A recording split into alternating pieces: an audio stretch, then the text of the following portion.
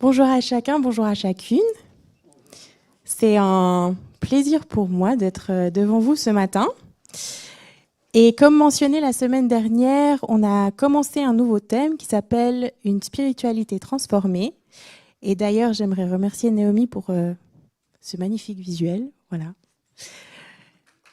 Merci.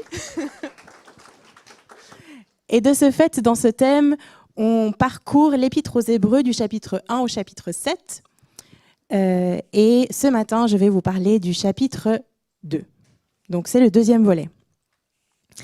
La semaine dernière, Bertrand a prêché du coup sur le chapitre 1 et il a dit que c'était un livre qui n'était pas facile. Je confirme. Voilà, comme ça c'est dit. Personnellement, moi j'ai eu énormément de peine à me mettre dedans, à m'imprégner du texte et à comprendre la profondeur de ce texte. Parce qu'il y a plein de pépites, il y a plein de choses et j'étais là, mais je commence par quoi? Je fais quoi? Comment je fais? Merci pour ce beau défi. Mais c'est lors de la prédication de la semaine dernière que je me suis dit, ah tiens, peut-être que là, j'ai un petit bout par lequel il faut que je tire pour que la pelote, elle se démêle. Et je me suis dit, ah mais ça tombe bien, parce qu'au fait, dans les commentaires que j'ai pu lire, les différents podcasts que j'ai pu entendre pour pouvoir me préparer lors de cette prédication, souvent, on parlait du fait que le chapitre 1 et le chapitre 2, ça forme un tout. Donc, il y a le chapitre 1, et puis il y a le chapitre 2, et c'est ensemble. Et je me suis dit, ah bah tant mieux, parce que si du coup les choses se sont mises en place lors de la première prédication de la semaine dernière, ça tombe bien, parce que ce message est la continuité de ce qui a été prêché dimanche dernier. J'ai quand même donné un titre à mon message. Et le titre, c'est « Un si grand salut de l'avertissement à la proximité avec Jésus ». C'est tout un programme. Et on peut voir dans Hébreux 2 que le texte, il commence très fort. Le texte, il commence par un avertissement. Un avertissement, un appel urgent à ne pas négliger la vérité qu'on a reçue.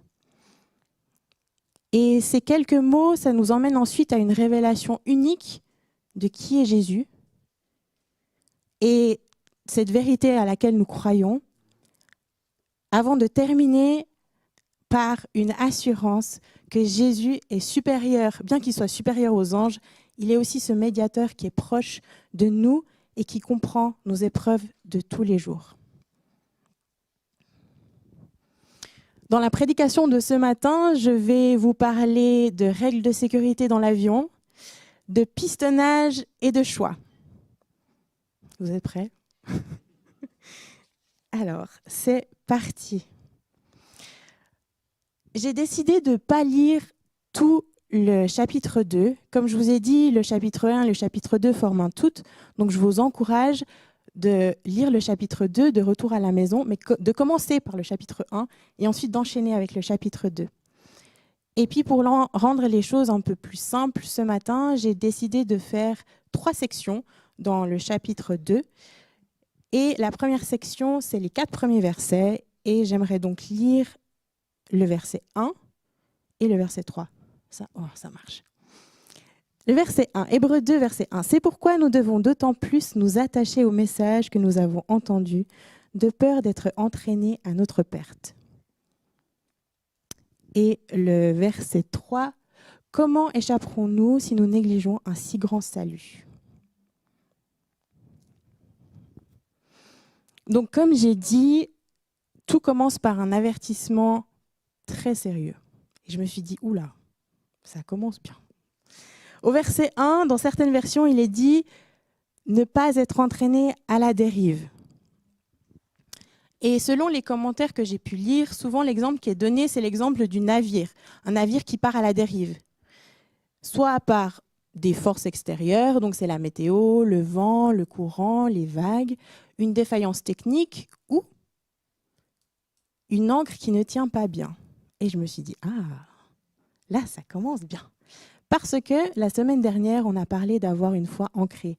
Donc l'image de l'encre avait déjà été utilisée et je me suis dit, c'est beau de voir que Hébreux 2 commence par une image qui avait été donnée dans Hébreux 1.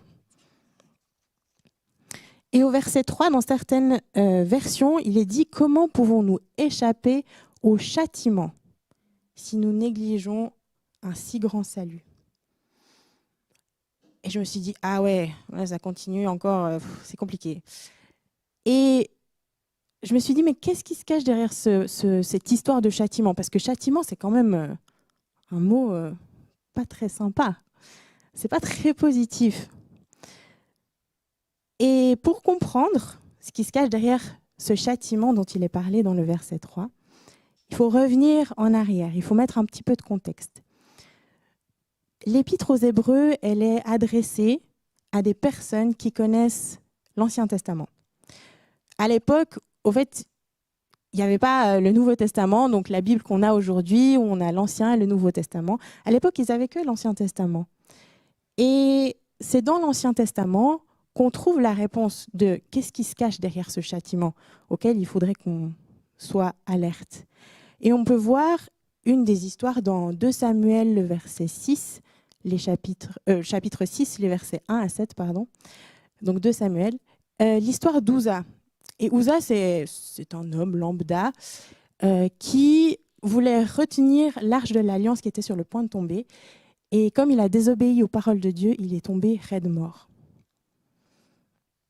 Donc on peut voir que dans l'Ancien Testament, si des gens désobéissent aux paroles de Dieu, la conséquence, c'est la mort. Et je me suis dit, ah ouais.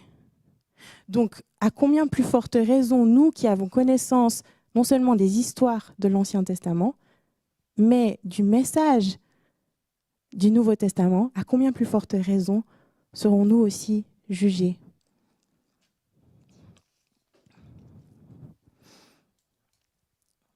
Si on ignore les vérités importantes qu'on a connaissance et qu'on apprend dans la Bible, alors on risque de s'égarer. Et c'est ça, c'est de ça dont parle l'auteur dans ses premiers versets du chapitre 2. L'auteur, il compare ces versets à des règles de sécurité. Et je ne sais pas vous, mais souvent quand je voyage en avion, je ne fais pas trop attention aux règles de sécurité qui sont données juste avant le décollage. Parce que bon, j'ai voyagé une fois, je les ai écoutées une fois, je sais ce que c'est. Deuxième fois, je me rends compte que j'ai connaissance de ces règles de sécurité.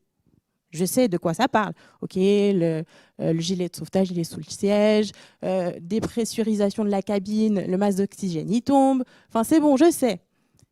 Et la troisième fois, je ne les écoute plus. Et pourtant, ces règles de sécurité qui sont données dans l'avion, elles sont importantes. Elles sont même essentielles. Parce qu'en cas de problème, je commence par quoi ? Et si je n'ai pas écouté en début, forcément, je ne sais pas par quoi commencer. Et c'est exactement la même chose avec les fondements de notre foi. On entend souvent les mêmes principes, les mêmes vérités, les mêmes choses qui sont prêchées dimanche après dimanche. Et avec le temps, peut-être qu'on finit par ne plus trop y prêter attention, écouter juste d'une oreille et ça ressort de l'autre. Et l'Épître aux Hébreux nous encourage à garder le cap, à prendre ces avertissements de jugement au sérieux, pas qu'on puisse vivre dans la peur ou qu'on puisse se dire attention, il ne faut surtout pas que je m'écarte, mais qu'on puisse avoir une détermination qui soit ancrée dans notre foi en Jésus et qu'on puisse le suivre fidèlement, jour après jour. Et après, je me suis dit, très bien, je dois garder mes fondements, je dois avoir une foi ancrée, super. Mais en gros, ça veut dire quoi ? C'est quoi ces vérités dans lesquelles je dois croire pour avoir une foi qui soit ancrée ? Et quand on continue de lire Hébreux 2, on découvre le cœur du message qui est une révélation de Jésus.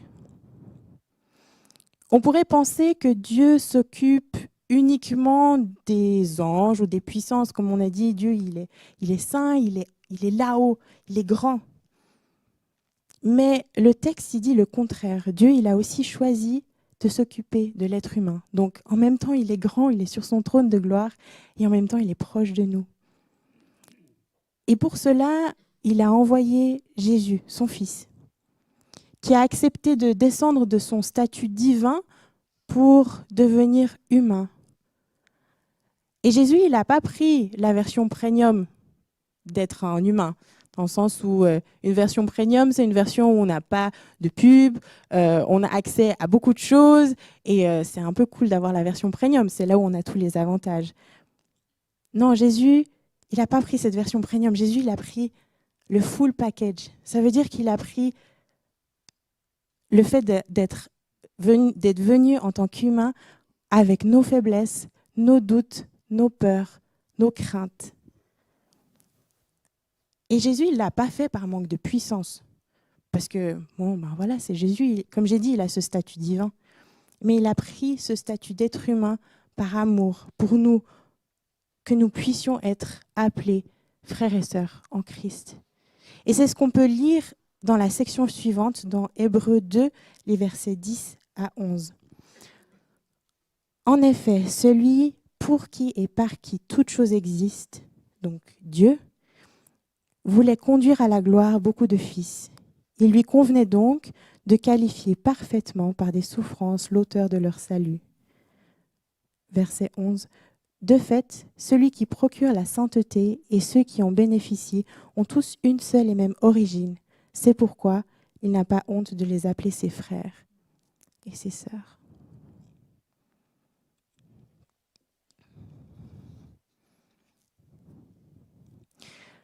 La grâce de Dieu envers l'humanité a conduit Jésus à la croix et à la mort.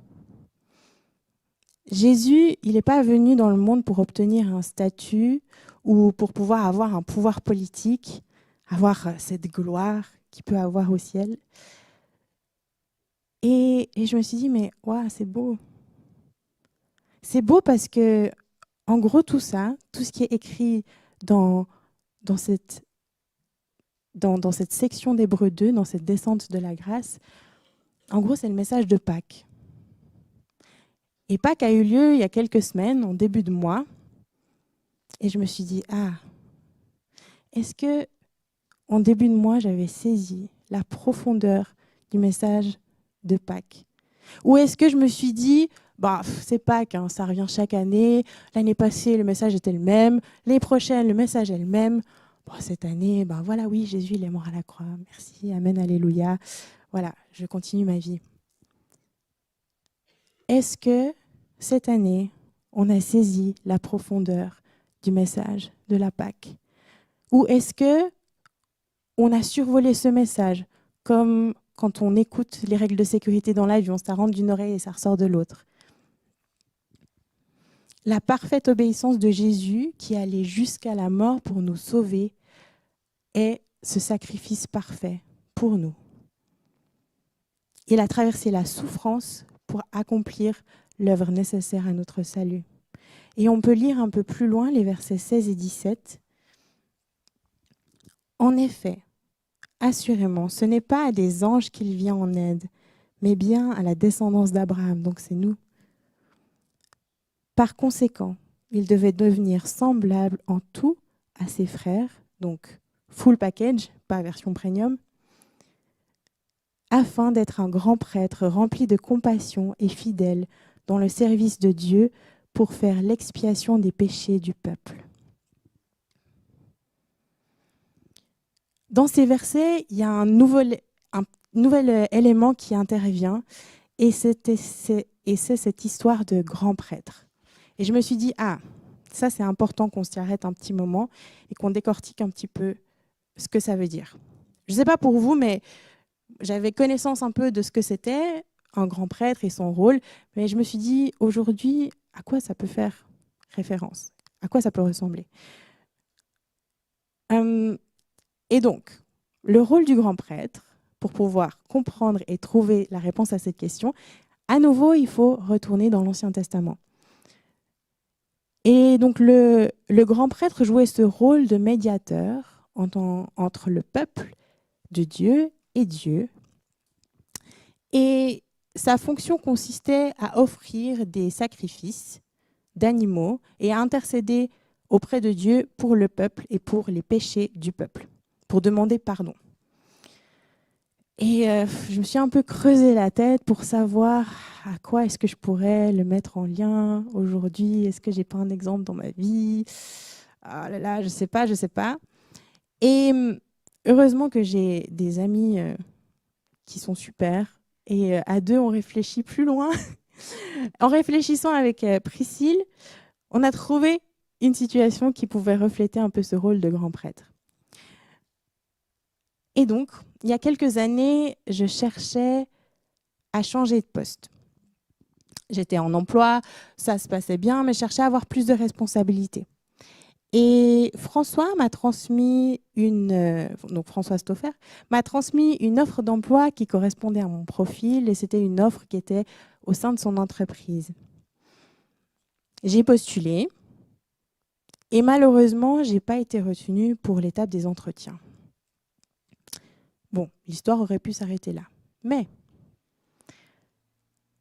c'était sans compter l'intervention de François qui a plaidé en ma faveur auprès de ses responsables, qui a parlé de moi et j'ai pu avoir cet entretien. Je suis allée à cet entretien et grâce à cet entretien, j'ai décroché le poste et ça m'a permis de pouvoir être engagée dans cette entreprise. Et donc, dans cette situation, quelqu'un a joué le rôle, donc en l'occurrence François, a joué ce rôle de médiateur entre l'entreprise et moi. Et ça m'a permis de pouvoir changer de travail. Donc, si on revient au verset de Hébreux, on peut lire que Jésus est ce médiateur, ce grand prêtre. Ça veut dire qu'il est venu en tant qu'être humain. Il a payé une fois pour toutes le prix à la croix en mourant pour nos péchés, pour nous réconcilier avec Dieu le Père et ainsi être ce médiateur. On est libéré de la domination du péché et on peut se consacrer pleinement à Christ en croyant à ce qu'il a fait pour nous.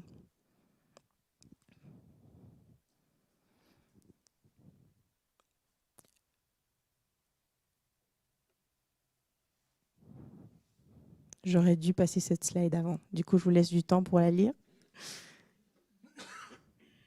Et on passe à la dernière section. Et cette dernière section, elle est assez rapide parce que c'est juste un verset. J'allais dire un petit verset, mais au fait, il y a tellement de choses à dire sur ce petit verset.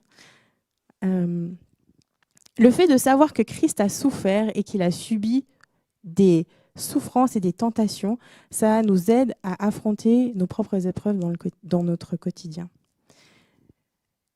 Parce que Jésus, il comprend nos luttes, nos doutes, nos peurs, nos craintes, vu qu'il les a affrontées en tant qu'homme. Et on a l'assurance qu'il va nous aider à surmonter la souffrance et à vaincre la tentation, comme on peut le lire dans le verset 18. En effet, comme il a souffert lui-même lorsqu'il a été tenté, il peut secourir ceux qui sont tentés. Et je trouve beau que Hébreux 2 finisse comme ça, parce qu'on traverse tous des épreuves, que ce soit la maladie, le deuil, ou même des situations dans lesquelles on a de la peine à voir la main de Dieu. Et lorsque on subit ces épreuves, demandons à Jésus de nous donner la force et la patience de continuer, d'avancer, d'avoir foi en sa toute-puissance parce que lui fait toutes choses nouvelles. Jésus, il n'est pas juste un juge qui est lointain, qui est tout là-haut, dans le ciel, qui nous regarde de là-haut. C'est aussi un grand frère qui a vécu la pression sociale, la solitude, la tentation, la peur, comme nous, au fait.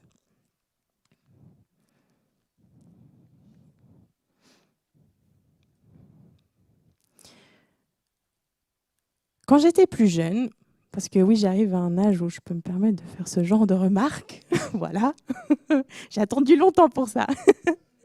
Je devais faire des choix, et des choix qui allaient avoir une conséquence sur toute ma vie. Et ce n'était pas facile de savoir quel chemin prendre, quel métier choisir, quelle carrière avoir. Et j'avais tellement peur de faire un mauvais choix parce que je me disais, mais je vais subir les conséquences de ce mauvais choix toute ma vie. Toute ma vie. Et quand on a 15 ans, toute la vie, c'est long, c'est hyper long. Je me suis dit, oh là là, il faut que je fasse les bons choix.